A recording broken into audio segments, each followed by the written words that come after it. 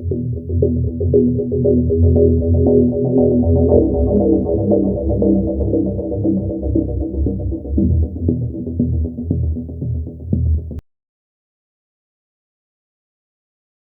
mengatakan bahwa tujuan pendidikan itu adalah menuntun tumbuhnya atau hidupnya kekuatan kodrat anak, sehingga dapat memperbaiki lakunya. Peran seorang guru adalah menuntun segala kekuatan kodrat atau potensi peserta didik agar mencapai keselamatan dan kebahagiaan sebagai manusia maupun anggota masyarakat. Guru tidak hanya memberikan materi saja, tetapi membimbing, mengarahkan peserta didik dalam sosial emosionalnya serta membantu memfasilitasi memecahkan masalahnya sendiri. Carol Ann Tomlinson dalam bukunya yang berjudul How to Differentiate Instruction in Mixed Ability Classroom menyampaikan bahwa kita dapat mengkategorikan kebutuhan belajar murid minimal 3 aspek. Pertama, kesiapan belajar murid atau readiness. Yang kedua, minat murid. Dan yang ketiga, profil belajar murid. Dalam kesiapan belajar murid atau readiness, semua peserta didik itu tidak sama. Ada yang sudah paham tentang konsep, ada yang baru mulai mengetahui konsep, ada yang belum memahami konsep. Yang kedua, minat murid. Di dalam minat murid itu, peserta didik kita itu ada yang suka terhadap seni, matematika, sains, olahraga, dan sebagainya. Dalam profil belajar murid ada yang termasuk visual, auditori, dan kinestetik.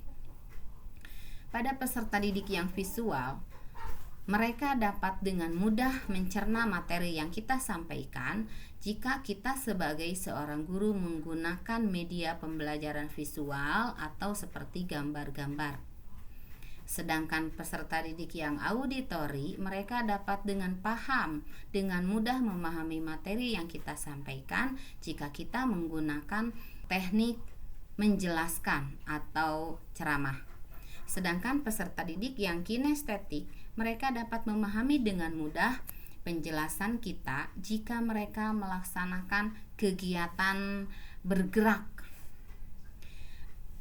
Maka kita sebagai seorang guru harus memfasilitasi semua peserta didik kita itu supaya potensinya dapat berkembang dengan melaksanakan pembelajaran berdiferensiasi dengan menggunakan beberapa pendekatan baik terhadap konten, proses, atau produknya. Selain itu, guru juga harus memberikan pembelajaran kompetensi sosial emosional yang harus dimix dalam pembelajaran KBM di kelas. Berawal dari kesadaran penuh atau mindfulness, ada 5 kompetensi sosial emosional. Pertama, kesadaran diri, pengelolaan diri, kesadaran sosial atau empati, keterampilan sosial atau resiliensi, sehingga siswa bisa mengambil keputusan yang bertanggung jawab. Sehingga jika kompetensi sosial emosional yang 5 tadi dapat kita tumbuhkan kepada peserta didik, maka akan tercipta kesejahteraan psikologisnya atau well-being peserta didik kita. Tugas guru tidak hanya di dalam kelas atau tidak hanya di dalam KBM saja, tetapi tugas seorang guru juga berada di luar KBM. Seperti apakah itu? Yang pertama ada menjadi sebagai seorang konselor, sebagai seorang mentor, dan sebagai seorang coach. Konselor akan membantu menyelesaikan masalah kliennya, sedangkan mentor akan memberikan tips berdasarkan pengalamannya kepada mentee, dan coach akan mendorong coachee dalam menyelesaikan masalahnya sendiri. Proses coaching itu ada yang dikatakan coach dan ada coachee. Coach adalah sebagai seorang guru, sedangkan coachee adalah murid yang mempunyai permasalahan. Dalam proses coaching, murid diberi kebebasan, namun pendidik sebagai pamong dalam memberi tuntunan dan arahan agar murid tidak kehilangan arah dan membahayakan dirinya. Untuk menjadi seorang coach yang baik, maka kita harus mempunyai 4 keterampilan dasar. Pertama, keterampilan membangun dasar proses coaching. Yang kedua, keterampilan membangun hubungan baik. 3, keterampilan berkomunikasi. Dan terakhir, keterampilan memfasilitasi pembelajaran.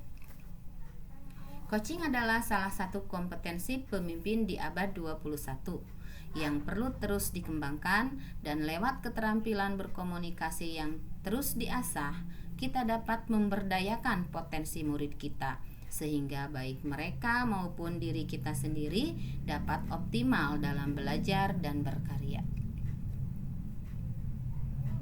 4 aspek komunikasi pendukung praktik coaching adalah: pertama, komunikasi asertif; kedua, pendengar aktif; ketiga, bertanya efektif; dan terakhir, umpan balik positif. Komunikasi asertif adalah komunikasi yang terjadi dua arah antara coach dan coachee. Komunikasi asertif sangat berguna dalam pemecahan masalah. Maka di sana kita bisa mencari pemahaman bersama dalam suatu masalah yang dihadapi oleh coachee. Menjadi pendengar aktif.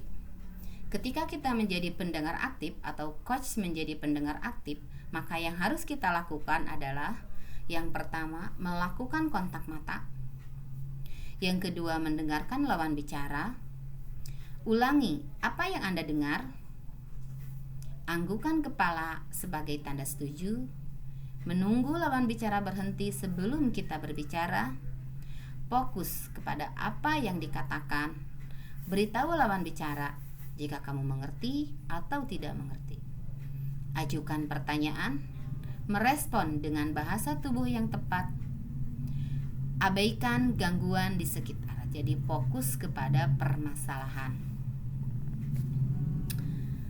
Lalu keterampilan bertanya efektif. Maka di sini kita sebagai coach harus bisa membuat pertanyaan-pertanyaan yang bisa memancing coachee untuk mengeluarkan gagasan dan pendapatnya atau potensi yang terpendam di dalam dirinya untuk menyelesaikan masalahnya sendiri. Bisa kita menggunakan pertanyaan-pertanyaan apa, siapa, mengapa, bagaimana, kapan, di mana, dan sebagainya. Terakhir, umpan balik yang positif. Maka yang harus dilakukan oleh coach adalah langsung diberikan saat komunikasi, spesifik atau fokus pada apa yang dikatakan, faktor emosi, mengikut sertakan emosi yang dirasakan, dan yang terakhir, apresiasi atau menyertakan motivasi positif. Model yang digunakan dalam coach bisa kita gunakan yaitu model TIRTA. TIRTA itu T-nya tujuan utama. Dalam tujuan utama, maka kita harus memberikan pertanyaan-pertanyaan seperti: apa yang kamu ingin hasilkan dari pertemuan kita hari ini? Apa ukuran keberhasilan dari sesi kita hari ini? Fokus tujuan sesi kita hari ini ialah agenda yang ingin didiskusikan itu apa? Yang kedua, I itu identifikasi. Apa yang paling penting dari hidup kamu saat ini? Apa hambatan yang kamu rasakan saat ini? Apa saja solusi-solusi yang dapat kamu pikirkan? Adakah konsekuensi dari setiap solusi yang sudah dipertimbangkan? Dari skala 1 sampai 10, di skala berapa kamu berada dalam usaha kamu mencapai tujuan? Langkah ketiga yaitu rencana aksi, R. Apa prioritas yang kamu siapkan untuk mencapai goalmu? Strategi apa yang akan kamu lakukan untuk mencapai tujuanmu? Ukuran sukses dari rancangan aksi yang kamu buat. Bagaimana antisipasimu dalam mengatasi hambatan. Terakhir, tak itu tanggung jawab. Maka di sini coach, kesimpulan dari sesi coaching kita saat ini itu apa? Lalu pertanyaan bisa diberikan, komitmen apa yang kamu buat untuk menjalankan rencana aksimu? Lalu siapa saja yang dapat membantumu untuk menjalankan komitmen ini? Kapan kita akan mengadakan tindak lanjut dari sesi kita? Dalam modul 2, saya sudah mempelajari 3 pembelajaran, dimulai dari pembelajaran berdiferensiasi. Yang kedua ada lagi pembelajaran sosial emosional, dan yang ketiga coach.